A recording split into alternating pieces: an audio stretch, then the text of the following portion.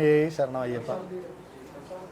നമ്മളെ ഈ വർഷത്തെ മണ്ഡല മഹോത്സവം വൃശ്ചികം 1 മുതൽ നമ്മൾ ഭഗവൽ ദർശനവും അദ്ദേഹത്തിൻ്റെ നാമജപങ്ങളോടുകൂടി നമ്മൾ ഈ മലയെ വെട്ടി ഇവിടെ എത്തി നെയ്യഭിഷേകം, പുഷ്പാഭിഷേകം മുതലായ കർമ്മങ്ങളൊക്കെ ചെയ്ത് നമ്മളൊരു മണ്ഡലം 41 ദിവസം എത്തിച്ചേരാൻ പോവുകയാണ്. അന്നേരം അതിൻ്റെ ഒരുക്കങ്ങളൊക്കെ നടക്കുകയാണ്.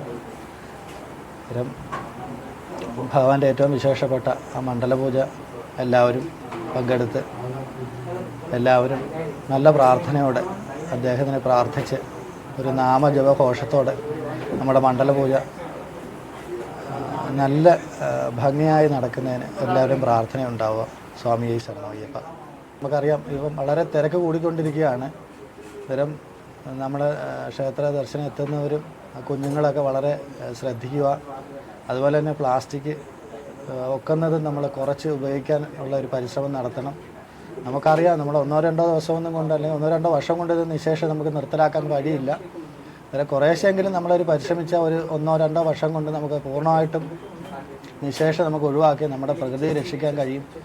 നമ്മുടെ പൂങ്കാവനം പുണ്യമാണ്, അത് സംരക്ഷിക്കേണ്ടത് നമ്മുടെ ഓരോരുത്തരുടെയും കടമയാണ്. അതെല്ലാവരും മനസ്സിൽ കരുതുക. സ്വാമിയെ ശരണമയ്യപ്പ.